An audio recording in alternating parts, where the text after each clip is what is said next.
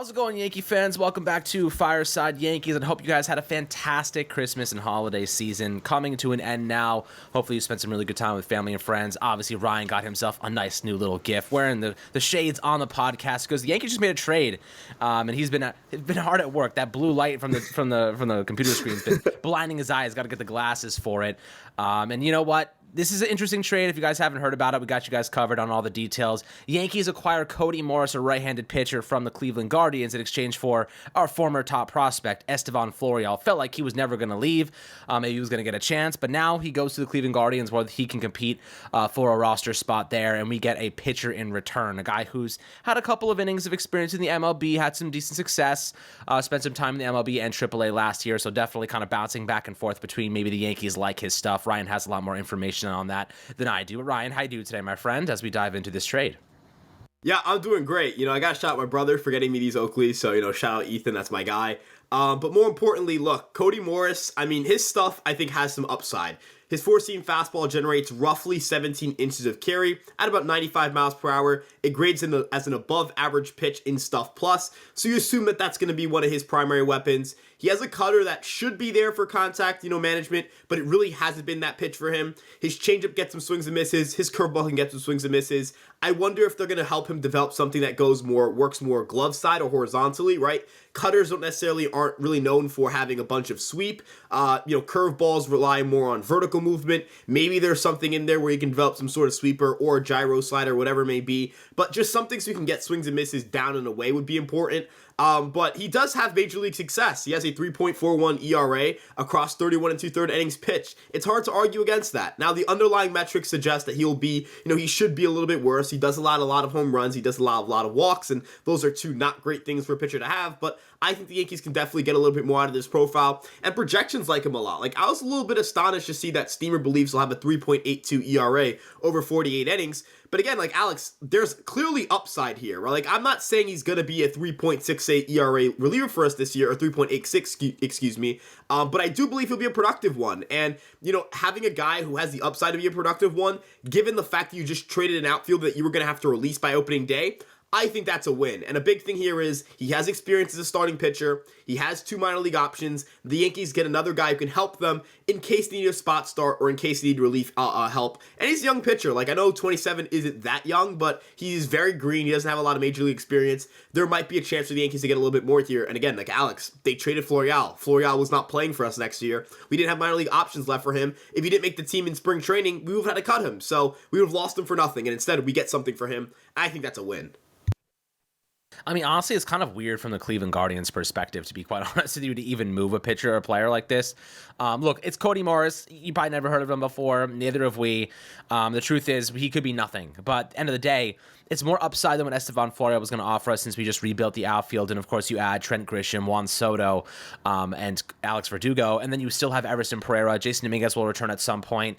You still have Oswaldo Cabrera, Oscar Gonzalez. There's a lot of players there to work with. And, Spencer Jones is even climbing the system pretty fast. So right now, it's fair to say, Cody Morris is actually a good piece for us to develop and see what he's got. As you mentioned, 27 years old, only pitched 31.2 innings in his career at the MLB level, 33.2 innings last year at 3.74 ERA. He's got some okay stuff. This is, not a guy that's going to blow you away. It's not a guy that's going to develop into a star, but he's got some decent strikeout numbers. Obviously, someone the Yankees can try to develop, mid-90s fastball. That's not bad at all. I think that, any value you can get for a pitcher, or for a guy like Florial who really just couldn't crack the roster, even though he had a couple of decent games at the end of the 2023 season, wasn't nearly enough. This bullpen, the Yankees consistently build out bullpens from next to nothing. They don't spend a lot on the bullpen. Tommy Kahnle was an anomaly, spending on him. I wouldn't be surprised if he brought back Wandy Peralta on a relatively cheap deal. He's kind of that glue in the bullpen, really decent lefty arm veteran, can get you through some tough innings. But right now, you're really asking the Ian Hamiltons of the world, the Clay Holmes of the world to step up. We've brought in a couple other arms that you've probably never heard of, and neither have we, that they're going to turn into serviceable players. I'm most excited to see Will Warren personally. He's going to have a real shot to crack this roster. Everyone keeps saying it. All the reporters believe that Will Warren's going to have a chance to crack this roster, not just the rotation, or not just the bullpen, into kind of a long inning relief role like a Brito or Randy Vasquez last year. But he's going to have a chance to actually earn a starting spot, and I think that's pretty That's pretty interesting. That means that they may not add a whole significant lot of pitchers. He's going to have a chance to win a rotation slot, which is, maybe a lot of us didn't think was plausible at the beginning of this offseason, but now it's become realistic. How confident are you that one of these kind of unknown pitchers that we've brought in are going to amount to anything? The following episode that we're going to cover after this is going to be about Yariel Rodriguez, Cuban pitcher, pitched overseas, now looking to come to the U.S. In the MLB. The guy's got legit stuff. We'll break him down in another episode for you. He's another arm that, the Yankees are looking at, so they're going to try to piece together something here that's, has some value. But how confident are you that we can get even more value out of players that, like Cody Morris, we haven't really even heard about, or, they have been inconsistent in the past? Yeah, so I view them all as flyers, but I view the Yankees as the best team to convert flyers into impact pitchers. As you mentioned, Ian Hamilton, Clay Holmes, they're two of the best relievers in the Yankees bullpen. How'd they get them? One of them was a minor league free agent. The other was acquired for Hoyjun Park. Not trying to say that this is going to be the Yankees' next Clay Holmes, but the Yankees just traded a quadruple A player for a reliever, right? The Yankees do things like this and end up, really boosting their bullpen depth. But look, I'm not necessarily sure Cody Morris is the guy that I would pick to break out of all the pitchers the Yankees have internally. But I would certainly say he has the chance to. And I would say that, again, he's coming from an organization that has historically, developed some pretty good pitchers. I wouldn't be shocked if they like things that they saw in 2018 when they drafted him that, are just going to project really well at the major league level. The big thing for me is the power fastball. He has a really good four-seam fastball. It's maintained its velocity through starts. If this is a guy who could develop like a sweeper or some sort of breaking ball that goes horizontally, like as mentioned earlier, this could be a legit pitcher. And, maybe you're thinking reliever, and I think that's where I would think right now, but the starter upside is still there, and I think that's the thing that kind of carries his value a little bit more. And then more importantly here, when it comes to like other guys, let's say even some of their minor league pitchers, like Luis Gil, Yoendrys Gomez, Clayton Beater, Will Warren, all of those guys have experiences and come from backgrounds of being starting pitchers, which means that they're going to be able to give you multiple innings. That's versatility that this team wants. That's versatility that this team kind of needs. Even if we go get, Jordan Montgomery, right? Or we go get Frankie Montas, or we get both, or we get, Shane Bieber, whatever it may be, right?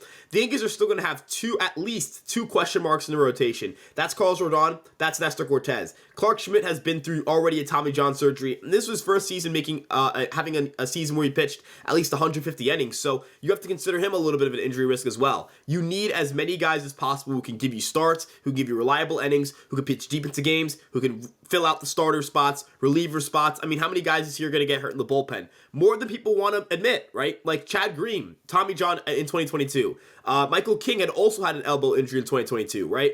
The year to end the year, Scott Efros tears his UCL. In spring training to open this season, Lou Chirino tears his UCL. UCL injuries, these elbow injuries, these shoulder problems, they're becoming more and more apparent, right? Like we're seeing more pitchers get hurt. The pitch clock's getting shortened again. It's going from 20 seconds to 18 seconds, I believe, with nobody on. So what does that mean, Alex? I think injuries are going to go up. I think that you're going to need more pitchers to get through a season. And I think the Yankees are aware of that, right? There's a reason they're saying we want to get two starting pitchers. We want to get multiple pitchers. There's a reason why Brian Cashman has specified both starters and relievers. I know people don't want to pay relievers, but Alex, you just need as much pitching as you can get, and that's what the Yankees have prioritized. Interestingly enough, though, don't know how I couldn't pronounce that word, the Yankees are going to have another addition. They've made a lot of additions to their roster, especially the 40-man roster, and they've yet to spend a single dollar in free agency, so I wonder when their first free agent sign is going to be. My money's on Montas or a reliever. I don't think their first move would be going out and getting Montgomery. I don't know if his market settles in the next few weeks, but, ultimately, you can't be mad at getting more pitching depth, right, Alex? You just can't be mad at it. And I think the Yankees have a good chance to convert at least one or two of these guys into really quality relievers or starters maybe in 2024. Absolutely. So, we'll see how things progress from here in terms of bullpen, starting pitching. Yankees have a lot of work to do. There's some major questions.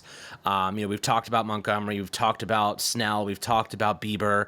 Burns seems a little bit unlikely. So does Dylan Cease. I'm really curious to see how the Yankees solve this, because this is a legitimate problem that it's going to take a little bit of creativity to solve, in my opinion. I think that they're probably going to pick things up in the new year in a more aggressive tone, obviously making some smaller deals here and there, but, kind of a low-key segue. I'm not going to dive into this right now, but more so the fact that we just made a deal with the Guardians. Who's to say that there isn't more there? You know what I mean? Who's to say that they also aren't discussing? It's totally possible that they've been discussing Bieber, and they were like, you know what? We actually like this Cody Morris guy. Why don't we just do 1-for-1 deal? we like this guy for that guy. They're talking about something a little bit more comprehensive, and they just like, actually kind of like this guy, but we'll throw this into a separate thing. We just want to get this done now.